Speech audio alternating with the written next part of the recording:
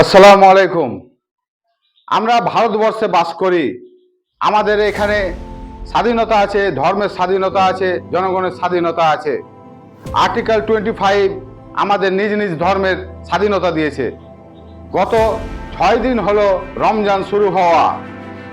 Gujarat university ঘটনা, গুজরাট ইউনিভার্সিটির international student সেখানে পড়তে আসে।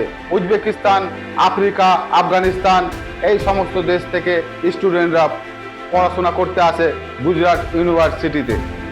সেই গুজরাট ইউনিভার্সিটিতে কিছু মুসলিম ছেলে তারাবির নামাজ পড়ছিল, তাই কিছু দুষ্কৃতী হিন্দু বাহিনী এসে গাড়ি ভাঙচুর করে, তাদের পাথর মারে, তাদের মারধর করে, কয়েকজন হসপিটালেও ভর্তি আছে। এটা কোন ধরনের আচরণ? এখান থেকে বিশ্বে কি বার্তা যাবে? আমাদের ভারত গঙ্গা যমুনা তেহজিবের ভারত, যে যার ধর্ম সে পালন করতেই পারে। সংবিধান অনুযায়ী আমাদের দেশ চলে, ধার্মিক অনুযায়ী দেশ চলে না। না এটা ইসলামিক রাষ্ট্র, না এটা হিন্দু রাষ্ট্র। এটা বাবা সাহেব ভীমরাও আম্বেদকরের এটা সংবিধান অনুযায়ী আমাদের ভারতবর্ষ চলে।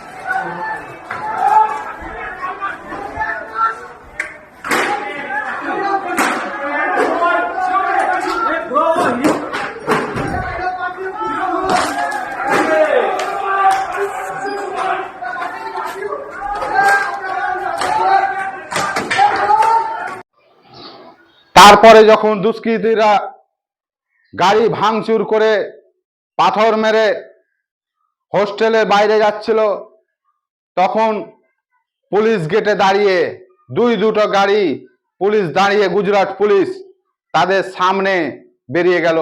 আর স্টুডেন্টরা বলতেই থেকে গেল কি তাদেরকে অ্যারেস্ট করুন, তাদের ধরেন, কিন্তু পুলিশ কোনো পদক্ষেপই নিল না। তাদের সামনে দুষ্কৃতীরা বেরিয়ে যাচ্ছে কিভাবে দেখেন। Let us go. Police let them go. They are going. They are running away. Police not arresting them. Everyone is running away. They broke everything.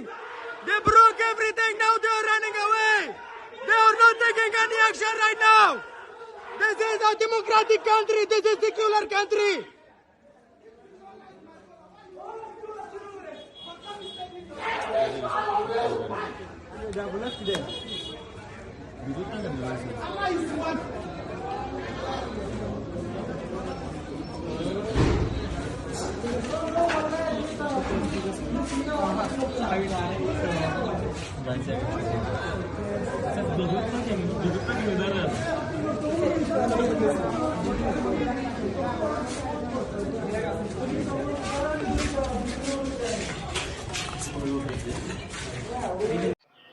পরিশেষে এটাই বলতে চাই, আমাদের প্রধানমন্ত্রী নরেন্দ্র মোদী সাহেব যে বলে বিশ্বগুরু ভারতবর্ষ, কিভাবে বিশ্বগুরু?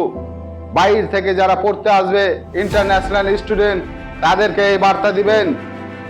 তারপরে সবকা সাথ সবকা বিকাশ, এগুলো শুধু মুখে হবে না, কাজে হবে। নরেন্দ্র মোদীর গুজরাটে এই ঘটনা, আমি ধিক্কার জানাই গুজরাট পুলিশকে। আসসালামু আলাইকুম।